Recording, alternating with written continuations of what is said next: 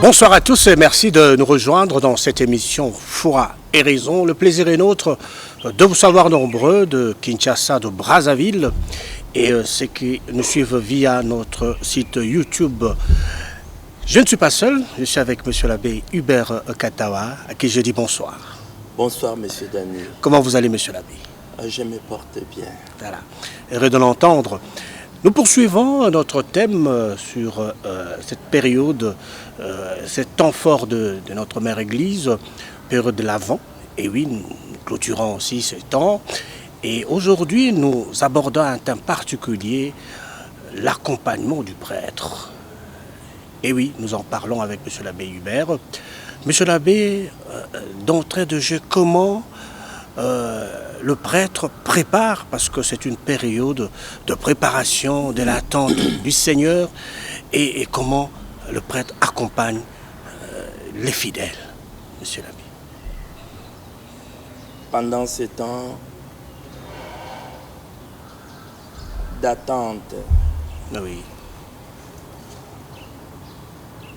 tous les prêtres dans leur paroisse, les prêtres des paroisses,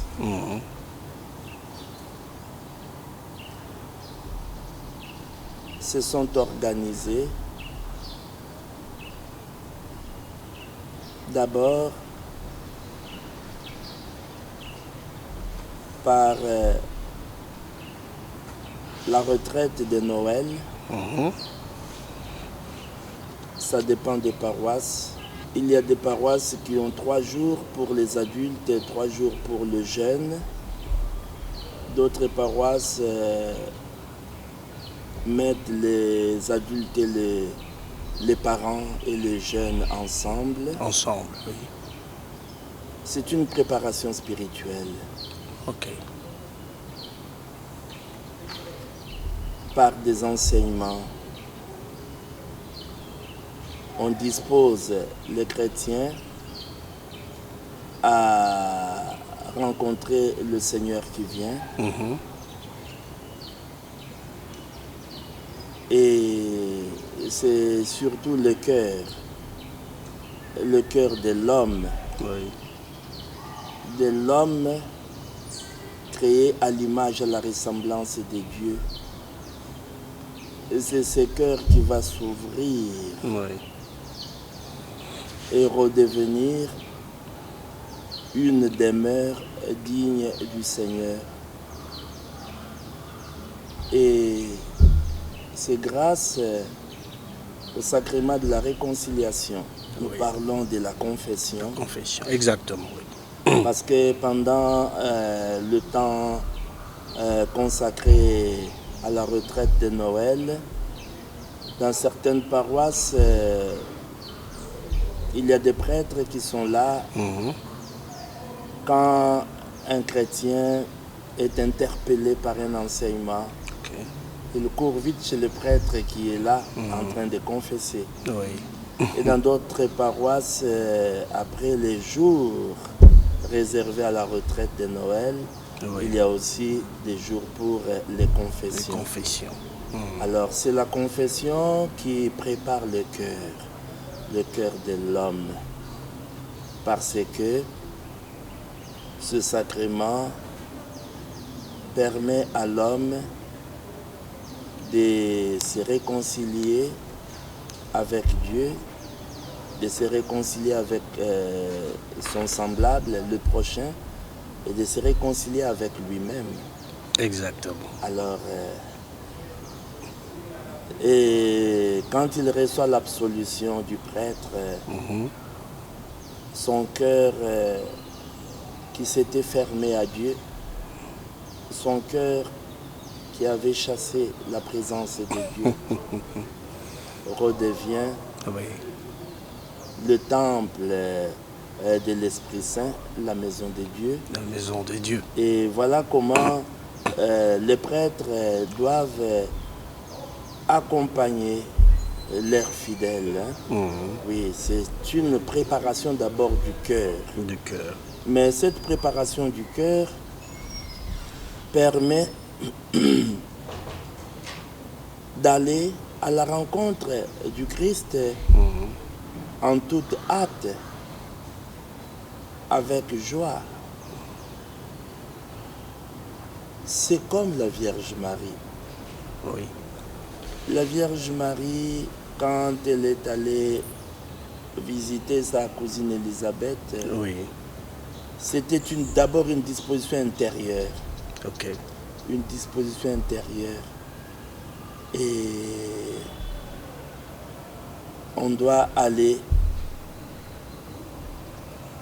sans perdre le temps.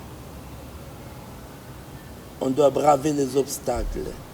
Comme pour Marie, on parle d'une ville montagneuse. Exactement, oui. Alors, ce sont des obstacles qui risqueraient de décourager.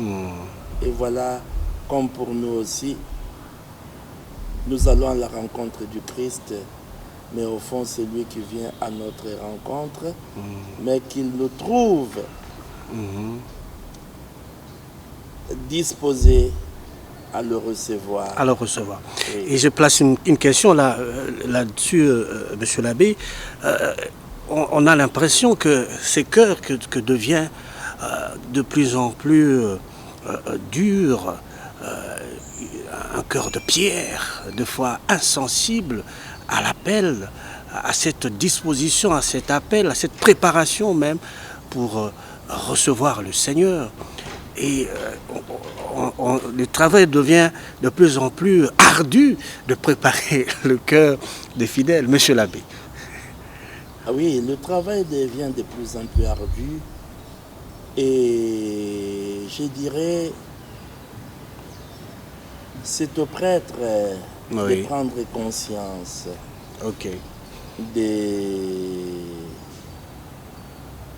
la complexité, de ce travail. Oui.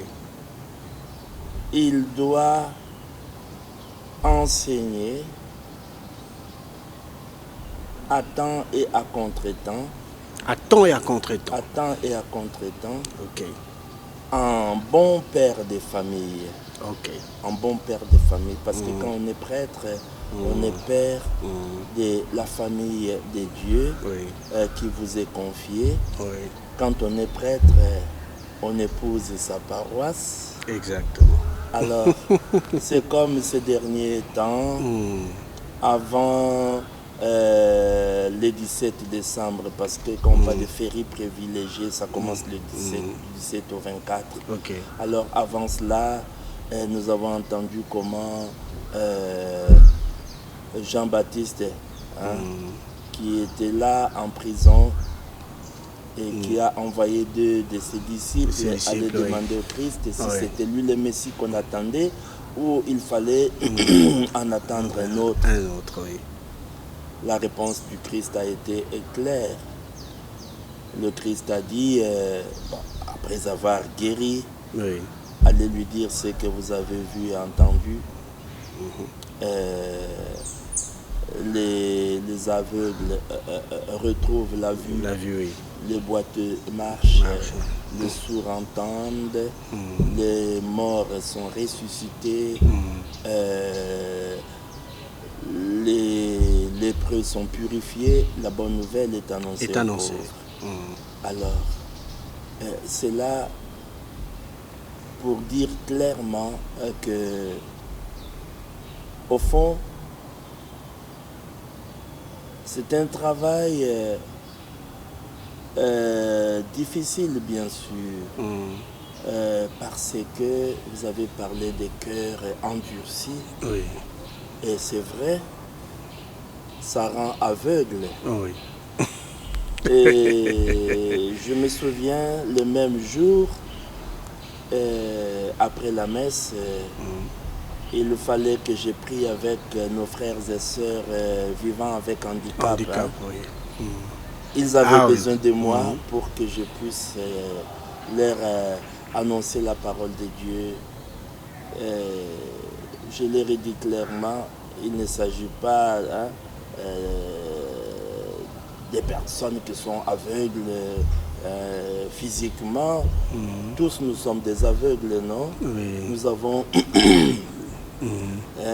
Nous sommes en face de nos frères et sœurs qui souffrent, Oui. mais nous ne les voyons même pas, nous sommes indifférents. Oui.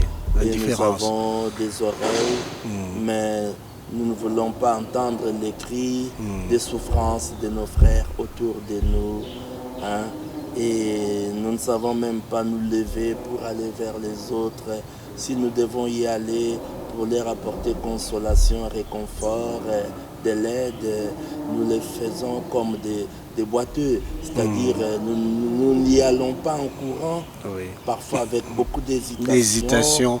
Alors, tout cela, je leur ai dit pour dire que c'est vrai, il faut que nous chrétiens, grâce à cette bonne préparation, Ok. nous devenions capables de nous ouvrir aux autres, en nous ouvrant d'abord à Dieu, Ok. pour que sa grâce nous touche, nous ouvrir aux autres, et tout cela part du cœur. C'est le cœur de l'homme qui est mauvais, Oui. et nous le découvrons par ses actes. Ah oui. Alors voilà pourquoi il faut que ces temps qui nous préparent à rencontrer le Christ soit un temps favorable pour nous tous, que tous nous puissions en profiter. Et quand je dis en profiter, ne rien négliger. Hein, le prêtre est là, un bon père de famille, il doit exhorter ses fils et ses filles, un bon père de famille, il doit les inviter aussi à se rendre disponibles. Un bon père de famille, il doit veiller et pour que tout se passe bien. Et voilà pourquoi je dirais, c'est vrai, nous devons préparer le cœur de nos fidèles par les enseignements, la parole de Dieu, Oui. le sacrement de la réconciliation, mais nous devons aussi intensifier la prière. Voilà, la prière. Nous devons intensifier. Je suis avec vous, monsieur l'abbé, quand vous parlez de la prière, mais j'aimerais, avant que vous le contextualisez pendant ce temps de l'Avent, où nous sommes à l'attente du Seigneur, j'aimerais que vous parliez un peu de la prière, hein, et que nous puissions prendre un peu conscience de cette action, de ce dialogue avec notre Père, et puis quoi faire pendant ce temps en tant que prêtre, parce que nous en parlons, monsieur l'abbé. Dans la prière, nous pouvons la définir de plusieurs façons, Oui. selon aussi les grandes figures de la vie spirituelle. Hein? Ok. Oui. Par exemple, Thérèse d'Avila ou Thérèse de Jésus, la grande Thérèse. Ok. Elle disait que la prière, c'est la rencontre amoureuse. Une rencontre amoureuse. Oui, c'est la rencontre avec ces dieux dont on se sait aimer. Waouh. Donc on est aimé de lui. Exactement. Alors c'est une rencontre. Alors quand on parle de la prière comme rencontre, et au fond, la prière, c'est la réponse. La prière, Oui. c'est un cri. Un cri que Dieu entend toujours. Entend toujours. Entend toujours. Ok. Il ne peut jamais rester indifférent, insensible à nos cris. Ouais. C'est un cri. Mais le cri, quand je dis entend toujours, il ne s'agit pas seulement des cris de détresse, de souffrance. Okay. Ça peut être aussi un cri de joie. Un cri de joie. De jubilation. Oui. Un cri de joie. Mais Dieu entend toujours nos cris. Et en temps de souffrance, la prière devient un cri qui en appelle à Dieu. Ok. Par la prière, on en appelle à Dieu. On lui demande de venir à notre secours, de venir à notre aide. Il est toujours disposé. Alors la prière, en quelque sorte aussi, montre comment nous appartenons à Dieu. Ok. Nous appartenons à Dieu. Oui. Donc nous ne pouvons jamais nous passer de lui. À chaque instant de notre vie. À chaque instant. Dans le bonheur comme dans le malheur. Alors on vous parlera de la prière comme dialogue entre Dieu et l'homme. Oui. On vous parlera de la prière comme le fait de vivre en présence de Dieu. En présence de Dieu. Ok. Parce que, au fond, quand le Christ nous invite à la prière, nous devons rester vigilants et en prière. D'ailleurs, il insiste en disant prier en tout temps. Il faut prier sans relâche. Bon, est-ce que cela peut-il être possible? Oui, la grande Alors, question. cela ne peut pas être possible si nous considérons la prière à la manière des hommes. Oui. Peut-être une manière erronée. Erroné, oui. Quand nous réduisons la prière à ces moments-là de concentration, on se met à genoux, on adopte une certaine position et cela ne peut pas durer toute la journée. Oui. Et si je reste à genoux, comment vais-je faire?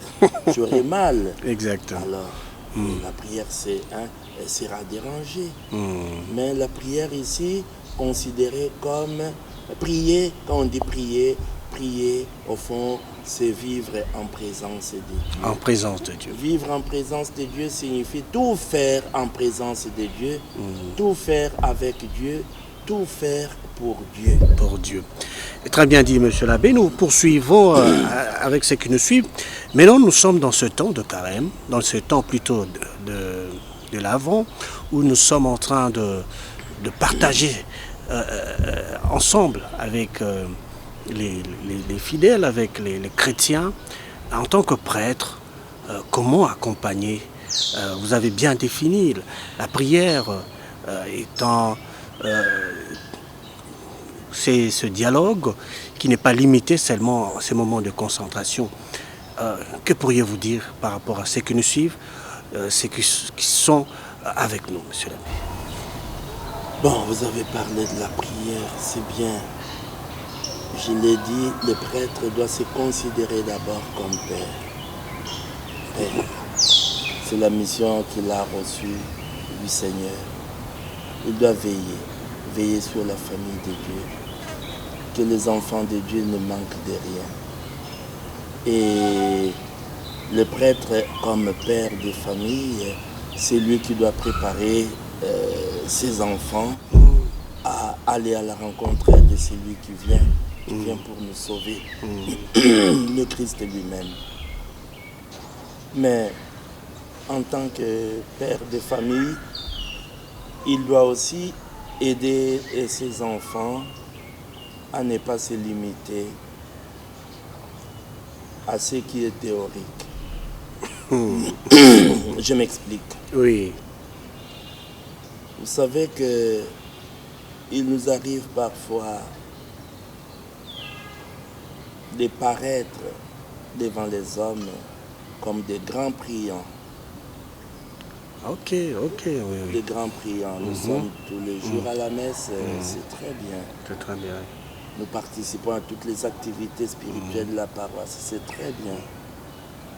Et même quand nous prions, il nous arrive parfois d'épater les autres. C'est très bien. C'est vrai. Oui. Mais la question que nous devons nous poser, à laquelle personne ne peut échapper, sommes-nous sûrs que notre prière est-elle vraiment authentique? Une vraie prière, une prière chrétienne. Chrétienne, oui. Parce que Être chrétien, c'est être disciple du Christ. Oui, oui. Être disciple signifie imiter le maître. Exactement. Être à son école, Mhm. mais à l'école du Christ. Le Christ, lui, il nous a appris à nous oublier, à penser aux autres. Et je me souviens lui-même, quand ce centurion est venu lui dire viens vite, mon serviteur est très malade. Le Christ n'a pas hésité, il voulait l'accompagner. Oui, oui. C'est lui qui a dit au Christ, ah non, ne te dérange pas. Oui, oui. Dis seulement une parole, non? Il dit seulement. Alors, voilà. Alors, nous devons imiter le Christ. Et être pratique. Le Christ même a dit, priez pour ceux qui vous persécutent. Mais si nous nous prenons pour des grands priants et que le temps de l'Avent, c'est le temps de préparation qui se fait dans la prière. Mais pendant ce temps, nous devons aussi prier pour ceux qui nous font du mal. Nous devons prier pour ceux qui se méconduisent. Il y a ceux-là qui font ça exprès. Peu importe. Peu importe. Nous ne savons pas ce qui se passe dans leur cœur. Ok. Nous voyons ce qui apparaît. Nous nous limitons à cela sans aller en profondeur pour les juger. Alors, c'est le temps pendant lequel nous nous disons, ben, nous sommes une famille. Et dans cette famille, il y a des bons. Dans cette famille, il y a aussi des mauvais, des moins bons. Des moins bons, hein? Mais nous sommes une famille. C'est ensemble que nous devons courir, aller à la rencontre de celui qui vient. Vraiment. Mais alors, ma prière pour celui-là, pour celle-là, que l'autre ne reste pas en arrière. Tous nous devons aller vers le Sauveur. J'ai prié pour la personne. J'ai prié pour sa conversion, que la personne retrouve les bons chemins, que la personne reprenne conscience. Vous voyez? Alors quand on parle de la prière, c'est dans ce sens-là. Mais quand on parle de la prière, c'est aussi pas pour dire Seigneur, donne-moi ceci, c'est là. Et cela. Non. On ne demande pas pour soi-même. Parce qu'il nous a donné le nécessaire. Nous pouvons voir la misère des autres, entendre leurs cris, leur rendre visite et découvrir leur situation et même la toucher du doigt. Alors dans la prière, pensons aussi à ces gens-là en disant Seigneur, je suis très limité, j'ai apporté mon aide, mais c'est insuffisant. Permet qu'il y ait des gens, des personnes généreuses, capables aussi d'apporter soulagement, consolation, que nous soyons nombreux à les faire. À les faire. Vous voyez? Très bien dit, monsieur l'abbé. Voilà, mesdames et messieurs, nous poursuivons cette émission avec, comme vous le savez, le temps nous est toujours imparti. Monsieur l'abbé, vous avez bien parlé de la prière, cette dimension chrétienne qui prend en compte l'autre. Mais pendant ce temps, est-ce que nous pouvons agir aussi? Est-ce que nous pouvons aller vers les autres avec ce qu'on a pour soulager quelqu'un qui est malade ou quelqu'un qui est en prison ou quelqu'un qui a besoin de l'aide? Est-ce que c'est un moment propice? Ah oui, c'est un moment propice. Parce que c'est lui qui vient, le Fils du Très-Haut. Il ne vient pas pour détruire les méchants. Ah oui. Il vient pour apporter la grâce et la miséricorde. Oui. Il vient pour éclairer nos pauvres vies. Nos pauvres vies. Oui, chasser les ténèbres qui nous enveloppent, qui nous couvrent. Alors, et voilà, quand j'ai parlé de la prière, comme rencontre avec Dieu, Oui. c'est très bien, c'est Ouais, ça. c'est ça. Mais quand nous rencontrons le bon Dieu, c'est pour recevoir les grâces nécessaires. Ok. C'est dont nous avons besoin pour vivre et être heureux. Mais en recevant, Oui. il nous donne au-delà de nos attentes, au-delà de nos espérances. Au-delà. Oui, plus que nous n'osons demander. Le bon Dieu déborde toujours. Je dirais qu'il exagère. Vraiment. Il nous aime tellement qu'il Vraiment. donne toujours à pleine main. Vraiment. Mais quand Ouais. il me donne, Oui. je Ouais. l'ai rencontré, il Oui. m'a comblé. Comblé. Alors il me dit, mais c'est bien, mais tu dois descendre de la montagne de la prière, non? Oui. Comme sur le mont Tabor. Oui. Au pied de la montagne, il y en a qui attendent. Yeah, ok. Hein? Alors, il faut aller partager. C'est un devoir. Pour nous chrétiens, oui. Oui. Pour nous chrétiens, oui, mais comment nous vivons d'amour. Ok. Nous vivons dans l'amour et nous vivons d'amour. C'est Ok. un devoir. Un chrétien, comment peut-il dormir en paix, réussir à fermer l'œil de toute la nuit s'il n'a pas pratiqué la charité? Vraiment. Et la prière, une prière authentique, nous découvrons que notre prière est une vraie prière quand nous grandissons en charité, En charité. en Ok. amour. Et voilà pourquoi, quand nous allons à Dieu, il nous comble, mais il nous renvoie vers les autres. Oui. Voilà pourquoi je dirais, c'est vrai, le Christ vient, il nous apporte la miséricorde. Et n'oublions jamais que le Christ est lui-même la miséricorde de Dieu. Oui. Mais ce Christ-là est déjà au fond de nos cœurs. Nous portons le Christ en nous. Voilà pourquoi nous devons savoir que les chrétiens sont appelés à pratiquer tous les jours de leur vie les œuvres de miséricorde. Vous avez dit pendant ces temps, mais oui, il apporte la joie, il apporte l'espérance, mais il le fait par nous. Il nous envoie en mission vers les autres. Et voilà pourquoi, quand nous parlons des œuvres de miséricorde, et vous l'avez bien dit, pendant ces temps, comme dans ma paroisse, Oui. Par les exemple. frères et sœurs du Renouveau Oui. iront visiter les orphelins. Ok. Ils se sont très bien préparés. Des habits, des vivres frais, tout ce qu'il faut pour rendre heureux ces orphelins. Ok. Alors, il y en a aussi qui se préparent dans ma paroisse pour aller rendre visite aux prisonniers. Ok.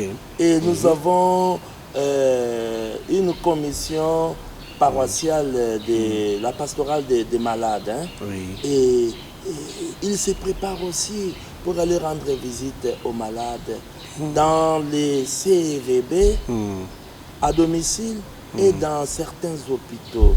Alors là, ça nous renvoie aux œuvres de miséricorde corporelle.